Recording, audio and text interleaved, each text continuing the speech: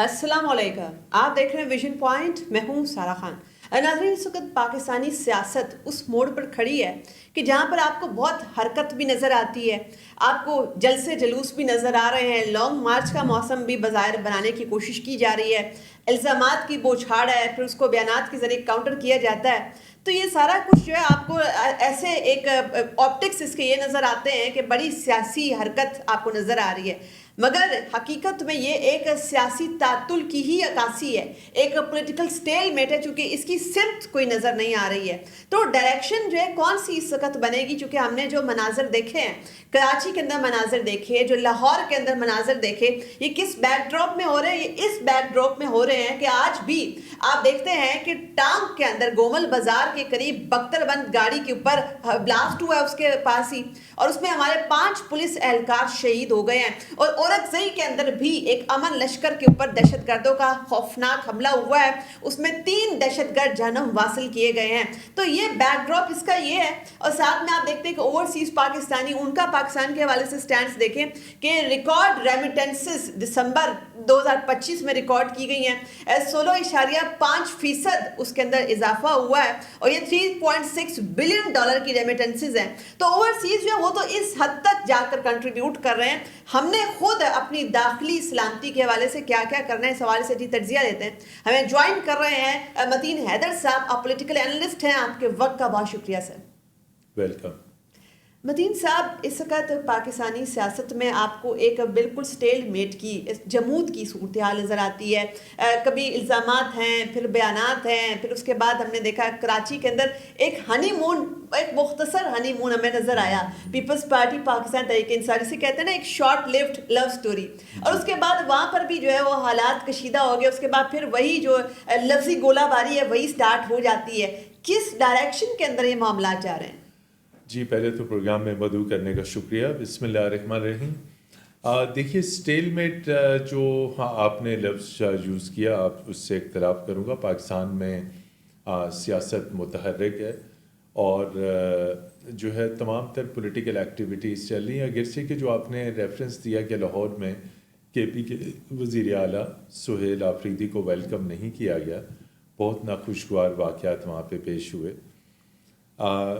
سیاسی اختلافات کو بالائے طاق رکھتے ہوئے ایک صوبہ وفاق کی اکائی ہے، اس کے چیف منسٹر کے ساتھ مرکز کے یا وہاں کی کسی بھی باقی تینوں صوبوں کے جو بھی سیاسی تعلقات کار ہوں، پروٹوکول اس بات کا تقاضا کرتا ہے کہ اسے ویلکم کیا جائے، چاہے وہ آپ کی مخالف پارٹی سے ہو۔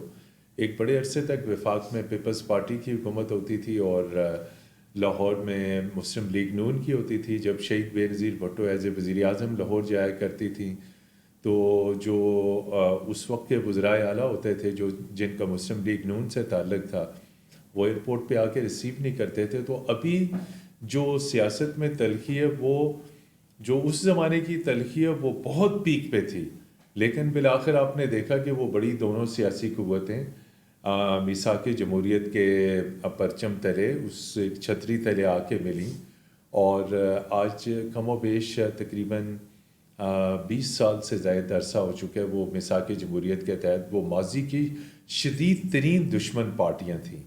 ایک وقت تھا کہ میاں شریف کے اوپر FIA کے ذریعے چھاپا ڈلوا کے انہیں گرفتار کیا جا رہا تھا۔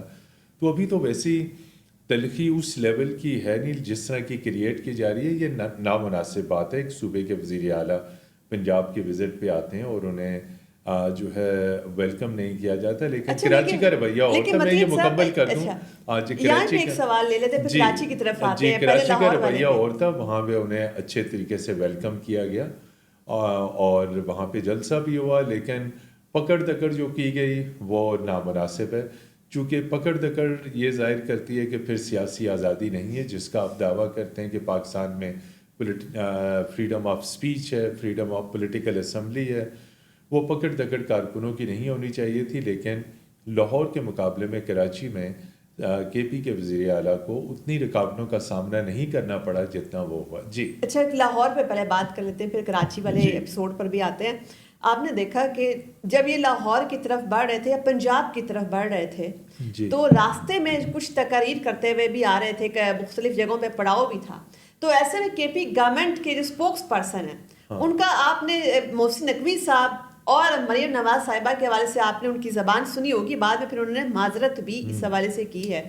پھر یہ اسمبلی میں جب داخل ہوئے ہیں تو اپنے باڈی گارڈز کو جس طریقے سے لے کر انٹر ہوئے ہیں, اور دونوں جانب سے متضاد باتیں آ رہی ہیں, آف کورس اب اس کی تحقیقات بھی شروع ہو گئی ہیں. تو ایسے میں وہ جو لینگویج استعمال کی جا رہی ہے, کیا ایسے میں آپ ایکسپیکٹ کرتے ہیں اس کے بعد دھمکیاں دینا, اس کے بعد جو ہے وہ سیاسی نعرے بہت بازی؟ شکریہ. دیکھیے بہت عمدہ سوال ہے آپ کا, اور یہ لب و لہجہ دونوں طرف سے استعمال کیا گیا, اور یہ نامناسب ہے اور کسی بھی طور پر قابل قبول نہیں ہے. جو اس وقت ہماری سیاسی ابلاغیات کے اندر جو زہر آلود مواد آ چکا ہے, جو جسے ہم کہتے ہیں پولرائزیشن ہو چکی ہے دونوں طرف سے, اگر اس طرف سے ان کے ترجمان نے اگر لب و لہجہ غلط استعمال کیا تو دوسری طرف سے بھی انتہائی اشتعال انگیز تقریریں کی گئیں اور بیانات جاری کیے گئے. تو دیکھنا یہ کہ ان فیکٹس کے پیچھے یا ان کی روٹ کاز تک دیکھنا ہے کہ اس کے پس منظر میں کیا ہے. تو دیکھیے یہ سیاسی تلخیاں وفاق کے لیے جو ہے نا وہ تباکن ہوتی ہیں, وفاق کو کمزور کرتی ہیں. تو کوئی بھی وزیر اعلیٰ یا کوئی بھی صدر یا وزیر اعظم تا حیات پاکستان کے اندر نہیں ہے. گزشتہ 5 سال میں آپ نے دیکھا صدر بھی چینج ہوئے, وزیر اعظم بھی چینج ہوئے, اس سے پہلے مسلم لیگ نون کی حکومت تھی, اپنی حکومت میں ان کے وزیر اعظم نواز شریف صاحب تبدیل ہوئے, پھر شاہد خاقان عباسی بنے, پھر الیکشنز ہوئے, پھر ایک اور وزیر اعظم بن گئے, پھر وہ آدھی مدت ہوئی, پھر اس کے بعد حکومت چینج کر دی گئی تو پی ڈی ایم کی حکومت آ گئی. تو کوئی بھی جو لیڈر یا حکومت ہے اپنے آپ کو تا حیات یا کیا تا قیامت تک جس طرح ذہنوں میں رکھا ہوا ہے کہ ہم اس وقت تک اس قسم کی ساتھ پالیسیز اختیار کرنا, دھمکی آمیز لب و لہجہ کرنا اور ساتھ اخلاقیات سے گری ہوئی زبان استعمال کرنا, یہ ہمارے چاہے جو نوجوان اس وقت وزرائے اعلیٰ ہیں نہ انہیں زیب دیتا ہے اور نہ سینئر ترین سیاستدانوں کو, چاہے وہ کسی بھی پارٹی سے تعلق رکھتے ہوں. تو اس سے ماحول میں تلخی پڑے گی, اور خاص طور پہ سارا خان جو ہمارے نوجوان بچے ہیں اس وقت بلو 17 ہیں, ان کے ذہنوں کے اوپر کیا اثر پڑے گا کہ یہ ہمارے ملک کی سیاست ہے, یہ ہمارے ملک کے وہ حکمران ہیں یا لیڈرز ہیں جنہوں نے باغ دوڑ سنبھالی ہوئی ہے, یا بعض ایسے ہیں جو مستقبل میں باغ دوڑ سنبھالیں گے. ان تمام تر چیزوں کے اندر جو بلاول بھٹو زرداری صاحب کا سیاسی لب و لہجہ ہے, جو ان کی حکمت عملی ہے, جو ان کا مدبرانہ ایک پوسچر ہے, وہ قابل تحسین ہے. وہ اس غیر اخلاقی سیاسی لینگویج کے اندر قطعاً نہیں ہے. وہ ہمیشہ مسائلت, امن اور سیاسی مسائلت کی بات کرتے ہیں. یہی چیز ہونی چاہیے. تو انہوں نے کراچی میں یہ میسج بھی دینے کی کوشش کی نا شروع میں, جیسے وہ سندھی ٹوپی اجرک کے ذریعے ان کا استقبال کیا گیا, بڑا بہترین, اور یہ جسے کہہ سکتے ہیں کہ شارٹ لفٹ رومانس ہی ثابت ہوا, جو کہ اس کے بعد بہت سارے مسائل ہم نے دیکھے, اور مراد علی شاہ صاحب کے ساتھ میٹنگ بھی ان کی کینسل ہو گئی, اور اس کے بعد وہ کہتے ہیں جی ہمیں جلسے میں جگہ بھی نہیں مل رہی تھی. مگر متعدد میڈیا رپورٹس یہ بھی بتاتی ہیں کہ کارکنان جو ہیں وہ بھی توڑ پھوڑ کر رہے تھے جو کہ پی ٹی آئی کے ساتھ تھے. تو کارکنان تو سارا وہ توڑ پھوڑ کریں گے وہ جب آپ انہیں اشتعال دلائیں گے, جب آپ انہیں جلسے میں آزادانہ طریقے سے آنے کی اجازت نہیں دیں گے, جب ان کے لیڈر کو آپ ویلکم نہیں کریں گے. وہ کہتے ہیں سڑک کے اوپر ان کو اجازت نہیں تھی اللہ گلا کرنے کی, ان کو ایک جگہ پرسکرائب کی گئی تھی, وہ اس جگہ کی بجائے وہ سڑکوں اور گلی محلوں تک جو ہے وہ اور جگہوں پہ, تو یہ کچھ حکومتی ضابطے اسلام آباد میں بھی ماضی میں ایسے ہی ہوا کہ جو مین جلسے گاہ کی جگہ تھی اس کی بجائے کبھی ترنول کی جگہ دے دی گئی, کبھی فاطمہ جناح پارک دے دیا گیا. مشہور جو جلسے کی جگہیں ہیں وہ یقینی طور پہ ڈی چوک کے اوپر تو اب تمام تر ہر قسم کے سیاسی جلسے جلوس کی پابندی کر دی گئی ہے, لیکن شکرپڑیاں کے مقام کے اوپر جو پریڈ گراؤنڈ ہے وہاں پہ تمام تر سیاسی جماعتوں کو وہاں کرنے کی اجازت ہے, لیاقت باغ میں کرنے کی اجازت ہے, فاطمہ جناح پارک میں, اسی طرح کراچی میں اگر مخصوص جگہ دی گئی تھی تو وہاں پہ کیا جانا چاہیے تھا. لیکن کارکنوں کا اصرار, جہاں پہ ان کی اسٹریٹ پاور زیادہ ہے وہ کارکنان یہ سمجھتے تھے کہ جہاں پر ان کی عددی اکثریت ہے, ان کے لیے آنا آسان ہے, لوگوں کو جمع کرنا آسان ہے, وہ وہاں کرنا چاہ رہے تھے. تو میں سمجھتا ہوں ایک صوبے کے وزیر اعلیٰ اگر ایک مہمان کی حیثیت سے کراچی آ رہے تھے تو ان کا نقطۂ نظر سن لیا جاتا, اور کراچی میں پی ٹی آئی کی اب خاصی ایک موجودگی ہے، جماعت اسلامی بھی ہے، پی ٹی آئی بھی ہے، ایم کیو ایم بھی ہے، پھر اتنا مسئلہ ان پیپلز کو وہ پارٹی بھی باغ ہے۔ جناح بھرنے میں ان کو اتنا مسئلہ کیوں پیش آیا جی پھر؟ باغ جناح بالکل اچھی آپ نے بڑی صحیح اشارہ پشتون کیا۔ اچھی بڑی پشتون آبادی بھی ہے جی کراچی صرف کی۔ پی ٹی آئی کے ساتھ پشتون ہیں، آپ تقسیم نہ کریں، ان کے ساتھ سندھی بھی ہیں، ان کے ساتھ مہاجر بھی ہیں، خود ان کے اپنے آپ ساتھ کو انہوں نے پنجابی بھی پشتون ہیں۔ پارٹی تک محدود کر دیا، ان کے بیانات جی آپ سنیں تو۔ ایک اور چیز ہائی لائٹ جی کیجیے گا، پلیز۔ چونکہ اسی اسنا میں ایک بہت بڑی ڈیولپمنٹ یہ بھی ہوتی ہے کہ 9 مئی کے مقدمات کے حوالے سے پنجاب فورینزک سائنس ڈپارٹمنٹ وہ اپنی ایک رپورٹ جاری کرتا ہے، ان سے جو ہے وہ کے پی پولیس نے ریکویسٹ کیا ہوا تھا، تو ایسے میں وہ جو رپورٹ ہے اس کے اندر کے پی سی ایم تیمور جھگڑا صاحب، عرفان سلیم صاحب، یہ لوگ جو ہیں واضح طور پر اس کے اندر آ رہے پروف ہو گئے نظر آ ہیں۔ رہے ہیں۔ تو اس کا اس سیاسی منظر نامے کے اوپر، اس پولیٹیکل ایکویشن پہ کیا اثر ہوگا؟ جی بہت منفی اثر پڑے گا، چونکہ اگر یہ فورینزک کی رپورٹ ہے کہ یہ لوگ اس میں نظر آ رہے تھے تو اگلے مرحلے میں پھر انہیں پکڑنے کی کوشش کی جائے گی۔ یہ جو چوہے بلی کا کھیل ہے اسے اب ختم ہونا چاہیے۔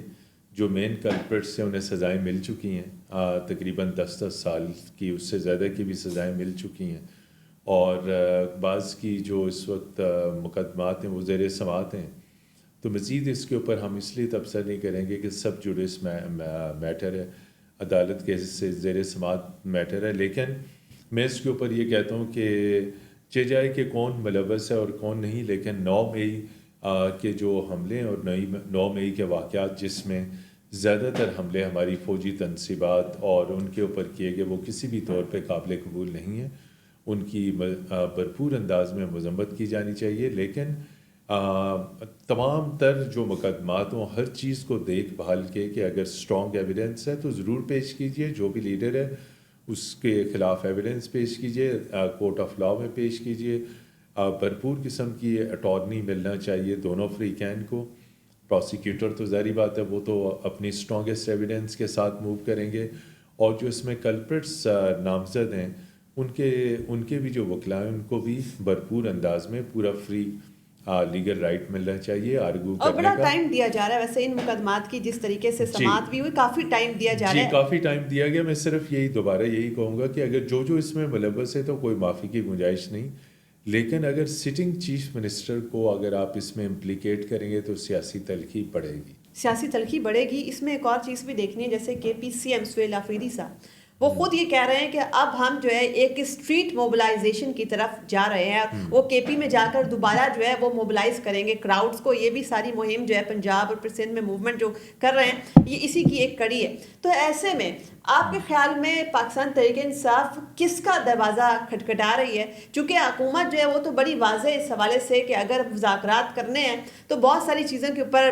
مذاکرات تو ہو سکتے ہیں، لیکن جب 9 مئی والی بات آتی ہے تو تب حکومت اپنے ہاتھ باندھ لیتی ہے، اس کے بعد وہ پھر بہت سارے ریاستی مقدمات بن جاتے ہیں، جی اور وہ ریاستی ادارے اس کے بعد آمنے سامنے آ جاتے ہیں۔ تو یہ جو بیچ میں ایک خلا ہے، ایک گیپ ہے، آپ کو کیا لگتا ہے کہ اس کو اسٹریٹ پالیٹکس کے ذریعے سے اس خلا کو فل کیا جا سکتا ہے؟ دیکھیے بہت اچھا سوال ہے آپ کا۔ جہاں تک پی ٹی آئی کا احتجاج کا تعلق ہے، وہ ان کا بھرپور رائٹ ہے، وہ جو ہے الیکشنز کی عام انتخابات کی دوسری اینیورسری کے اوپر جو ہے وہ پروٹیسٹ کرنا چاہ رہے ہیں، یہ ان کا بھرپور رائٹ ہے، وہ اس کے اوپر بالکل کر سکتے ہیں، اور اس کے اوپر کریک ڈاؤن کرنا نامناسب ہے۔ دیکھیے مسلم لیگ نون بھی تو پروٹیسٹ کرتی رہی جب عمران خان صاحب پاور میں تھے، اپنے رہنماؤں کی رہائی کے لیے بھی وہ پروٹیسٹ کرتے رہے، اس وقت بھی اس سے زیادہ سخت کریک ڈاؤن مسلم لیگ نون کے اوپر تھا۔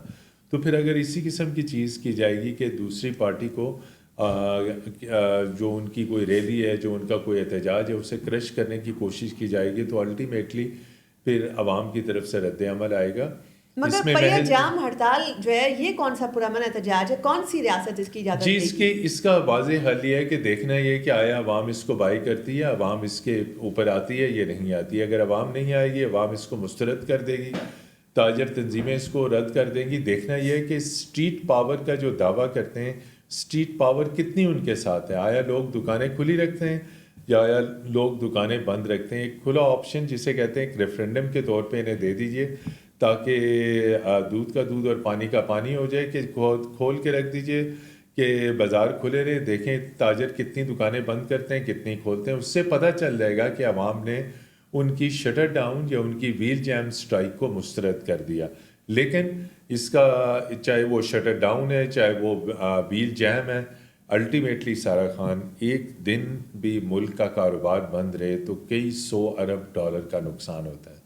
ہمیں دیکھنا یہ ہے کہ پاکستانی معیشت، ابھی آپ نے ریمیٹنسز کا ذکر کیا، تو اگر یہ زر مبادلہ جو ہے یہ ہمارے بیرون ملک پاکستانی نہ بھجوائیں تو کیا ہماری برآمدات اس قابل ہیں کہ اس سے اتنی انکم آ سکے؟ ہماری برآمدات نہیں بڑھ رہی، ہماری انڈسٹری کا بٹھا بیٹھا ہوا ہے. تو یہ واحد بیرون ملک پاکستانی ہے. پہلے انہی کو ایک سیاسی جماعت کے سربراہ نے ورگلایا کہ آپ پاکستان میں زر مبادلہ مت بھجوائیں، لیکن انہوں نے ان کی کال پہ کوئی توجہ نہیں دی اور ریکارڈ سے ریکارڈ زر مبادلہ پاکستان آتا رہا. یہی وہ زر مبادلہ ہے. اگر آپ نے دیکھا کہ پچھلے مئی سے لے کے اب تک تقریباً 7-8 ماہ ہو چکے ہیں، آپ نے دیکھا مارکا حق میں پاکستان کی کامیابی، اس کے بعد پاکستان کی کامیاب دفاعی معاہدے، اس کے تناظر میں یہ رپورٹ آنا کہ جون 2026 میں پاکستان IMF سے نکل جائے گا. تو جب ہم کیسے نکلیں گے کہ جب یقینی طور پہ یہ جو 4-5 ڈیفنس ڈیلز ہوئی ہیں اربوں ڈالر کی، مختلف ممالک پاکستان سے F-16 لے رہے ہیں، اگرچہ کہ غیر ملکی سرمایہ کاری نہیں آ رہی، میں بالکل مبالغہ آرائی نہیں کروں گا. یہ GF تھنڈر 17 کے لیے سیل ہو رہی ہے، ڈیفنس ایگریمنٹس ہو رہے ہیں. اور ابھی یہ بھی رپورٹ تھی کہ پاکستان سوڈان کو بھی اب ویپنز بھجوائے گا لیبیا کے بعد. تو چہ جائے کہ وہاں کون پاور میں ہے، کون سا متحارب گروپ ہے، لیکن مختلف. اور اس کے بعد یہ رپورٹ بڑی خوش آئند ہے کہ سعودی عرب اور پاکستان کے درمیان دفاعی معاہدے کی طرز پہ ترکیہ بھی پاکستان کے ساتھ معاہدہ کرنا چاہ رہا ہے. بنگلہ دیش کے ایئر چیف پاکستان کا دورہ کر چکے ہیں. اور اس کے علاوہ آپ دیکھیے گزشتہ 4 ماہ کے دوران تقریباً 5-6 غیر ملکی صدور یہاں پہ آ چکے ہیں. انڈونیشیا کے پریزیڈنٹ آئے، اس کے بعد ترکمنستان کے وزیر اعظم آئے، اس کے بعد جارڈینین کنگ آئے، اس کے بعد کئی اور غیر ملکی رہنما وزرائے خارجہ پاکستان تشریف لائے. اس کا ایک تو یہ کہ پاکستان کی جو ڈپلومیسی ہے، جو سفارتکاری ہے، اس کو کامیاب تصور کیا جا رہا ہے. ڈیفنس ڈپلومیسی، جی، ڈیفنس ڈپلومیسی بھی اور پولیٹیکل ڈپلومیسی بھی اور ہماری فارن پالیسی بھی. اور اگر جس بھی اعتبار سے دیکھیے، اگر سپہ سالار کے تعلقات ہیں وائٹ ہاؤس میں امریکی صدر کے ساتھ، تو وہ پاکستان کے سپہ سالار ہیں. تو وہ اگر ملٹری ڈپلومیسی جس طرح آپ نے خود ذکر کیا، تو الٹیمیٹلی اس کا بینیفٹ پاکستان کو ہو رہا ہے. اور اگر غزہ کے اوپر بات آپ کریں تو اس میں ابھی تک پاکستان نے کسی قسم کا کوئی فیصلہ نہیں کیا کہ پاکستان اپنے دستے بھجوائے گا. پاکستان نے یہ شرط عائد کر دی تھی کہ پاکستانی ٹروپس اگر چاہیں گے تو وہ حماس کو غیر مسلح نہیں کریں گے. اگر حماس کو غیر مسلح کرنے کی شرط پاکستان کے اوپر لگائی جائے تو پھر جو فلسطینیوں کے دل میں پاکستان کی عزت اور محبت ہے، چونکہ ظاہری بات ہے وہ آپ آسانی کے ساتھ اور محبت کے ساتھ تو وہ غیر مسلح نہیں ہو گیا، آپ کو فورس یوز کرنی پڑے گی. تو یہ بہت دانشمندانہ فیصلہ ہے کہ غیر مسلح حماس کو کرنے کے لیے پاکستانی ٹروپس نہیں جائیں گے. اچھا، جانے سے پہلے مدین صاحب، چونکہ آپ کی پریزنس کا ہم نے فائدہ اٹھانا ہے بھرپور، ایک اور چیز کلیریفائی کر دیجیے گا جو آج کل ایک کرنٹ ایک اور بھی پولیٹیکل ڈیبیٹ اچانک پتہ نہیں کہاں سے نکل پڑی ہے، ونڈر بوائے کے بارے میں، کہ شاید کسی ونڈر بوائے کی تلاش ہے، شاید یہ حکومت جو ہے اس کے اوپر ایک انسرٹینٹی کی بادل منڈلا رہی ہے. کچھ صحافی دوستوں کی خبریں. جی بالکل، یہ بڑا اہم سوال ہے اس کی. ونڈر بوائے یعنی کوئی حیران کن ایسا بندہ جو پاکستان کو تبدیل کر دے. دیکھیے، ابھی میں نے ایک اشارتاً آپ کو کہا کہ غیر ملکی سرمایہ کاری نہیں آئی، یہ حقیقت ہے. ہماری بیوروکریسی کے اندر وہ استعداد کار نہیں ہے جتنی ہونی چاہیے تھی. کام جتنا ہو رہا ہے، جتنی تیزی کے ساتھ ہماری عسکری لیڈرشپ سوچتی ہے، اتنی ہماری بیوروکریسی اور یہ کیبنٹ ڈیلیور کرنے والی نہیں ہے. حقیقت ہے. اگر یہ کیبنٹ ڈیلیور کرتی، اگر یہ بیوروکریسی ڈیلیور کرتی، تو یہ ونڈر بوائے کی تلاش یا یہ تمام تر چیزیں یا یہ تھیوریز سامنے نہیں آتی. اور دیکھیے 2025 گزرا، اس کے اندر کتنی غیر ملکی سرمایہ کاری آئی. یہ ونڈر بوائے کا اسی لیے وہ تذکرہ کیا جا رہا ہے کہ چیزیں فوری طور کے پہ دنوں میں نہیں گھنٹوں میں، یعنی جس طرح دبئی کا ماڈل ہے، جس طرح یورپین ماڈل ہے، وہاں پہ 1 گھنٹہ لگتا ہے ایک بزنس مین کو صرف تمام تر ڈاکومنٹس 1 ونڈو آپریشن سے سرمایہ کاری کے لیے. آپ بزنس پرسن ہیں، آپ ایک ملک کے اندر آئے، اپنے تمام ڈاکومنٹ دیجیے. سیکیورٹیز اینڈ ایکسچینج کمیشن سے لے کے NOC اور ٹیکس ڈاکومنٹ آپ کو ایک دن نہیں 60 منٹس اونلی. تو اتنا تیز کام ہونا چاہیے. جس طرح چینی دیکھ رہے ہیں, جون میں مجھے چین میں جانے اور دیکھنے کا موقع ملا, جس طریقے سے وہ مرد و زن میں کسی قسم کی کوئی تفریق نہیں, سب یک جان دو قالب اسی طریقے سے کام کرتے ہیں, اپنے ملک کو آگے لے کے بڑھ رہے ہیں. یہی چیز یہاں پہ ہونی چاہیے لیکن نہیں ہو رہی. اس لیے یہ ونڈر بوائے کی تلاش ہے. اس لیے اس تھیوری میں یہ کہا گیا کہ ایک PhD کابینہ ہونی چاہیے جو انتہائی قابل ٹیکنوکریٹ کابینہ ہو, تاکہ وہ ملک کو تیزی کے ساتھ آگے لے کے چلے. میں سمجھتا ہوں جو بیوروکریٹس کام نہیں کر رہے, جو آپ کے اہداف کو پورا نہیں کرے, جس طرح امریکہ کے اندر ہے, ہر نئی انتظامیہ آتی ہے تو ٹیم کو چینج کر دیا جاتا ہے. امریکہ کی ٹاپ کی جامعات کے اندر سے ٹیکنوکریٹس لیے جاتے ہیں, وہ ہر حکومت کا حصہ بنتے ہیں, ٹارگٹس دیتے ہیں, ٹارگٹس کو اچیو کرتے ہیں, اور اس طرح ملک آگے بڑھتا ہے. دیکھیے دو بڑی دنیا کے معیشتوں کے درمیان اس وقت ایک جنگ کی سی کیفیت ہے, چین اور امریکہ. تو آخر وہ کسی سٹیج کے اوپر پہنچے ہیں. تو اگر ہماری سارا خان معیشت مضبوط نہیں ہوگی تو ہماری خارجہ پالیسی مضبوط نہیں, معیشت مضبوط نہیں تو دفاع مضبوط نہیں, دفاع مضبوط نہیں تو ہمارا بیانیہ مضبوط نہیں. لیکن ہمارا بیانیہ مضبوط ہوا ہے چونکہ دفاع میں بھارت کے ساتھ جو مارکا ہوا اس پہ آرم فورسز نے, وہ صرف مشین نہیں تھی, مین بیہائنڈ دا مشین بھی تھا, ذہن تھے وہ ایئر فورس کے ان جرت مند پائلٹوں نے. اس سے کئی گنا جدید ترین جہاز تو قطر کے پاس بھی تھے. اگلا ملک حملہ بھی کر گیا, اور یہ بھی مارکا حق میں بھی جب